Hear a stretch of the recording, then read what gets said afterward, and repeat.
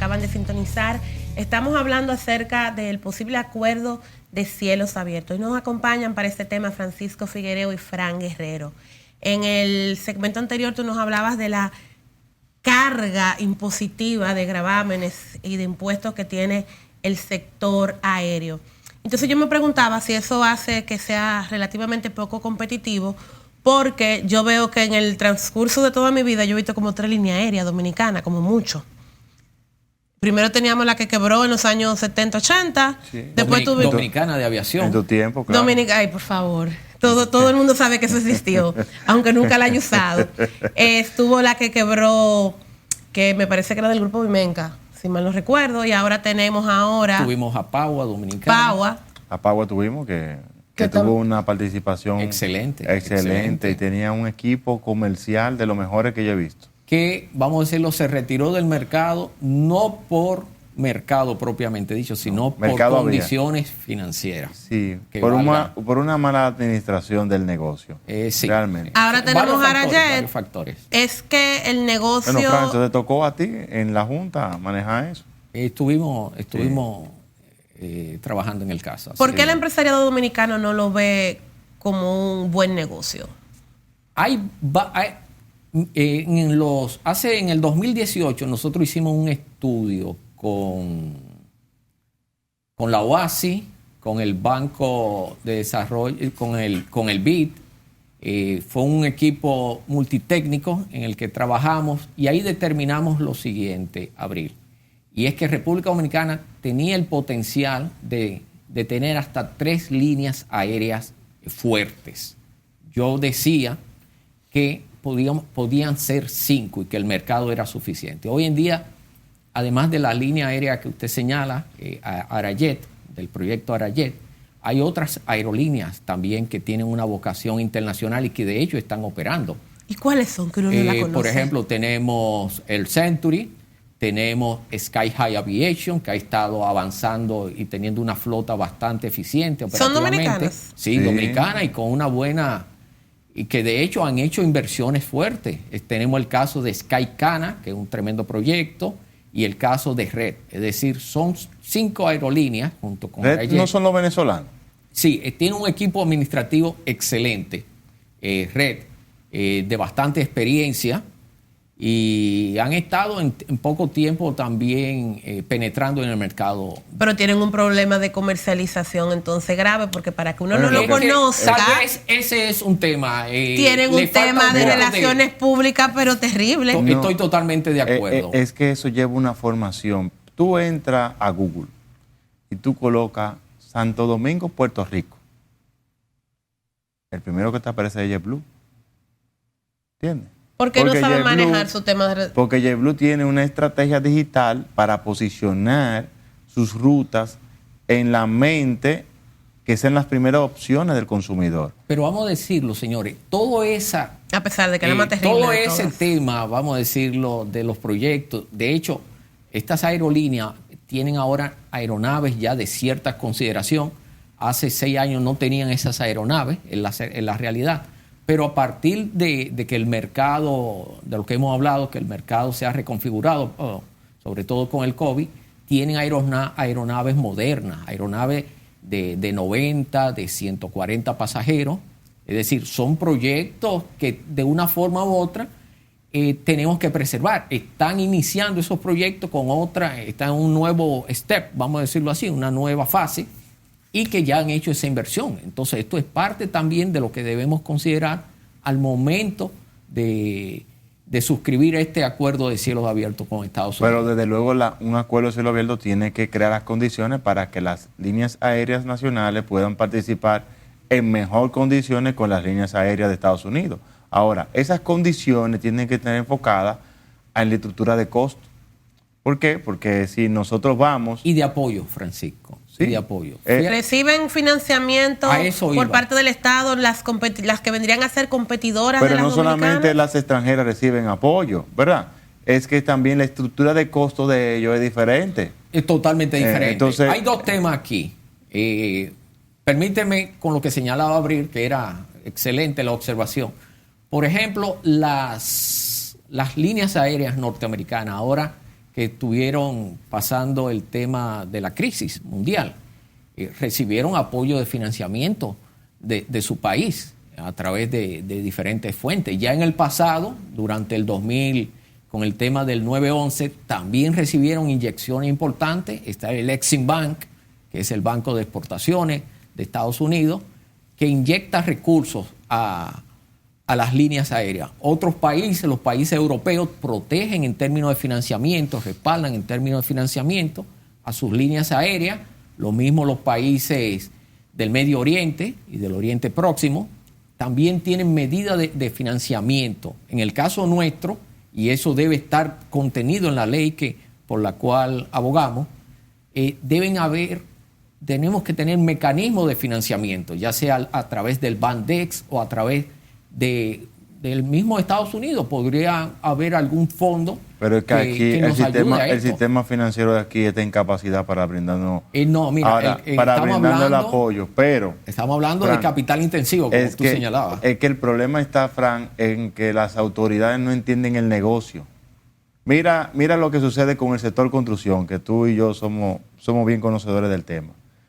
Ahora mismo, para ellos anclar las expectativas de inflación, están dispuestos a sacrificar todos los sectores, a todos los sectores productivos. Sí. Y un sector productivo como el de la aviación lleva un tratamiento diferenciado. Totalmente diferenciado. Porque la aviación es lo que te va a permitir que entren dólares a tu economía, que se creen empleos directos e indirectos y que la participación del PIB de los sectores servicios aumente. O sea, es un key driver, o sea, es un conductor del crecimiento. No es lo mismo como el sector. No es un fin, vamos a decirlo. No, es un medio. Y es un medio que te permite crecer. Entonces, tú tienes que tener políticas desde el Banco Central orientadas a fortalecer la industria de la aviación.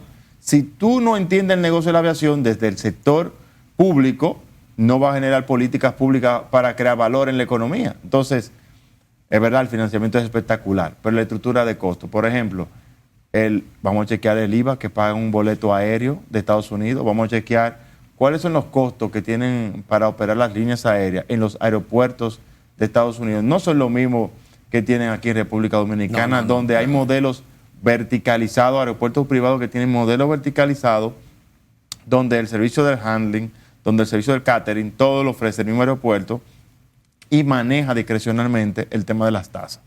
Entonces, obviamente, República Dominicana el Estado Dominicano tiene aeropuertos en los cuales se encuentra en sociedad. Y como Estado Dominicano, y su rol es crear valor, hacer que los dominicanos pueda ser democratizado el acceso al servicio, porque aquí no estamos volando ni un 20% de los dominicanos de nuestro país. No. Nosotros tenemos uno de los índices más bajos de residentes en vuelos. Y tampoco reducido. Tenemos el de lo más bajo. ¿Falta de recursos? No. Viajar sale caro, el acceso es para rico. El dominicano, el viajar es todavía un lujo. Es un lujo. Es todavía un lujo. Si vemos vamos a decirlo, la tasa de crecimiento en pasajeros, en el caso de los dominicanos, es sumamente reducido. Obviamente hay un aspecto también de migración, sobre todo de acceso a visa y todo eso. Pero que nosotros tenemos muchísimos posibles puntos turísticos, si quisiéramos hacer turismo, que salen más económico incluso que hizo un hotel de República Dominicana. Sí. Para mí que la gente no lo sabe. Y segundo, que no necesitan visa para viajar. El costo del boleto, lo que hemos señalado. Pero la capacidad de viajar regularmente. Si tú observas, los colombianos, aún los venezolanos, algunos de Latinoamérica, tienen la posibilidad de viajar una misma persona varias veces en el año porque el servicio aéreo no es tan caro. No es tan caro. Sí. Entonces, se favorece de alguna manera el tránsito interno con un servicio público esencial, que es también las conexiones entre ciudades estratégicas. Por ejemplo, para República Dominicana, un vuelo de aquí a Nueva York, ese es un vuelo esencial, que el Estado debe de preservar esa ruta, porque conecta con un mercado a lo cual los dominicanos se favorecen. Esas son de las medidas, precisamente. Conecta la segunda ciudad más importante de República Dominicana, así por habitante es. Porque recordemos que allá hay, ¿cuántos? ¿2 millones de habitantes? Mal contado. Mal contado, dominicanos. De dominicanos. Hay otro O sea, mercado. esa es nuestra, después del Distrito Nacional y la provincia de Santo Domingo, yo creo que esa es la provincia que debería de seguir. Mira. Precisamente ese tipo de medidas que tú señalas, Francisco, también pueden ser consideradas al momento de negociar el acuerdo. Hay mercados, por ejemplo, que yo me puedo preservar de que en tales rutas las líneas aéreas dominicanas pueden operar con mayores beneficios. No con mayores beneficios, sino tal cantidad de dominicanas. Liberalizar, vamos a decirlo, el acceso para líneas aéreas dominicanas. Madrid. Vamos Nueva a York, hablar por de Estados ejemplo. Unidos. Por ejemplo, podemos señalar que vamos a restringir en la cantidad, en la ruta hacia Miami, la cantidad de líneas aéreas norteamericanas a 2 o 3 por un periodo de 3 años, y vamos a permitir que las líneas aéreas dominicanas estén liberalizadas en cuanto a la cantidad que Hay pueden diferentes entrar. estrategias. Eso Son diferentes me resulta estrategias. Los interesante documentos, eso. vamos a decirlo, esto es importante que el equipo de negociador vaya a las fuentes, vamos a decirlo, de recomendaciones internacionales. Claro, pero es que eso... La OASI te da a ti, vamos a decirlo, todas las recomendaciones de cómo conducir este tipo de negociación. Y de hecho la aviación, este tipo de acuerdo, no es único ni exclusivo de República Dominicana. Hay otros estados que lo han negociado. Pero a mí ¿Cómo cuáles? me preocupa mucho, Abril. Argentina. No, Argentina son... Argentina es son uno de los países más restrictivos, de hecho, con nosotros mismos, y estuvo recientemente firmando un acuerdo prácticamente de cielos abiertos con Estados Unidos. Pero a mí me preocupa el equipo negociador, Frank. La experiencia del equipo que va a negociar en esta ocasión un acuerdo de esta naturaleza, quizás no sea el que tenga el mejor expertise para la materia. Yo recuerdo que cuando estábamos en el Estado teníamos profesionales con 20, 30 años dedicados a la materia. Era Bernarda Franco, era la que dirigía la parte del transporte aéreo en las negociaciones. Hoy no sabemos si el personal que está ahí tiene la experiencia y la capacidad para poder negociar. No es que no sepan del tema, quizás yo entienda que no saben, pero la capacidad para negociar en mejores condiciones a favor del país y del sector. Sí. Antes de que Frank responda, en esa misma línea, las instituciones que tienen que ver con el sector ahora mismo, los encargados, los incumbentes, ¿realmente son expertos en el área? Porque parte de lo que se dice también es lo que dice él, que hay pocos, que las personas que están allí no necesariamente tienen experiencia, en algunos casos ni siquiera son del área. ¿Es así? La ley de aviación, la ley 491-06, establece la necesidad de que quienes vayan a ocupar posiciones en las direcciones de estos organismos reguladores tengan algún nivel de experiencia en el sector. Pero la realidad es que en este caso no se ha observado la designación de estos funcionarios con ese nivel de experiencia. No obstante, hay técnicos a lo interno que pueden tener la experiencia. No sabemos cómo está conformado el equipo negociador. Es parte de lo que hemos señalado. ¿Por qué es tan poco transparente esta Muy negociación? poco transparente la son los negociación. los incumbentes en la materia. ¿Cuáles son las instituciones? Porque vamos por parte. ¿Cuáles son las instituciones que en teoría tienen que trabajar en esto? Bueno, La Junta de Aviación Civil. ¿Que la dirige quién? un piloto, creo que es un piloto el señor que la dirige. Bueno, Marte pero- Piantini no es piloto, Fran, de muchos años de él, volando aeronaves. En este caso, vamos a decirlo, dentro de la Junta, tal como señala. Deja hay tu varios- veneno, es en serio la pregunta. Dentro de la Junta hay toda una representación del sector. Ahí Sí. hay personas del sector oficial y del sector privado. Dentro del sector privado hay personas con experiencia, miembros de la Junta con experiencia. Lo único que no sabemos, ellos realmente son los que están al frente de la Y negociación. no sabemos cuáles son los temas que se están tratando. Entonces tenemos aeronáutica El civil. presidente sí anunció, parece que las negociaciones están avanzadas, porque reciente, el día del jueves, el presidente anunció de que ya estaban prestos a la firma del acuerdo. Ahora, es importante... Ya lo van a firmar así. Parece que lo van a firmar, pero no sabemos qué se va a firmar. Lo que nosotros esperamos es que se tenga el debido cuidado de entender que hay toda una industria nacional que proteger, Y tanto crear. a nivel de proteger y que está en un momento de crecimiento y no podemos cortarle el ala. No. Y segundo, que a nivel de los prestadores de servicios hay toda una inversión que han hecho y que han estado presentes por muchos años y que han permitido el crecimiento del sector, que también deben ser hasta cierto punto considerados sus intereses. No es de la noche a la mañana desaparecer toda una debe haber una transición. inversión. Debe haber una transición como la que tú planteaste, que ocurrió tanto con Estados Unidos y Canadá y Estados Unidos con Asia. Creo que considerablemente eso es correcto. Hay que entender que el beneficiario final del acuerdo, estamos claros, debe ser el pasajero. ¿Baja el pasaje para los pasajeros realmente? ¿Se va a reflejar eso? Eso es otra de las... Hemos visto, en este caso, al representante de negocios de Estados Unidos, que ha señalado. Yo soy un poquito más reservado en ese aspecto. No sé si ustedes han volado, por ejemplo... Robert W. Thomas. Sí, que hace a veces de embajador, ante la ausencia del embajador. Yo no sé si ustedes han visto el costo de un boleto a lo interno de Estados Unidos. $50, $70. No, Sí. Francisco, por ejemplo, un boleto. Digo, dependiendo de la distancia. Un boleto, el caso de Florida.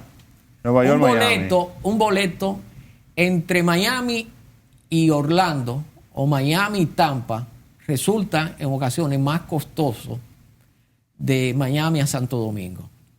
Entonces, si nos vamos de la tesis que están señalando las autoridades norteamericanas, deberían primero en su mercado ser sumamente económicos. Bueno, hay que ver el tráfico también. Pues si un aeropuerto de mucho tráfico, tú sabes que los costos son más altos, pero ahí ellos tienen aeropuertos pequeños. Sí, tienen varios. Sí, Pero aeropuertos pequeños donde se yo favorece. creo que al final, obviamente, debe haber algún derrame que beneficie económicamente al usuario, pero obviamente quienes más van a salir beneficiados son las aerolíneas, en este caso. Yo creo que para bajar el precio. Y en el caso serían las aerolíneas norteamericanas si no le damos las condiciones adecuadas a las líneas aéreas dominicanas. Yo creo en el ingreso marginal. Yo creo que si bajamos las tasas, si quitamos algunos impuestos, que eso es fácilmente manejable, una buena contabilidad por parte de la aerolínea, diferentes mercados al que tú quieras favorecer. Yo creo que el aumento del volumen traerá mayores retornos para tanto la autoridad en materia fiscal y a los mismos aeropuertos y a la economía en sentido general, que con la estructura de tasas que tenemos. Si queremos seguir compitiendo y penetrar mercados, quitarle pasajeros a Cancún, quitarle pasajeros a Colombia, que está creciendo vertiginosamente y que estamos viendo un aumento. Y en Colombia hay buenos proyectos de líneas aéreas. Y está lleno de Igualmente dominicanos. Perú. Dicho sea de paso. Tenemos que seguir. Cuando tú viajas a Colombia ahora mismo, es increíble la cantidad de dominicanos que están viajando a Colombia. Sí. Y el costo de estadía es relativamente. ¿Con qué cómodo. países nosotros tenemos ya acuerdos de cielos abiertos, iba a decir libre comercio?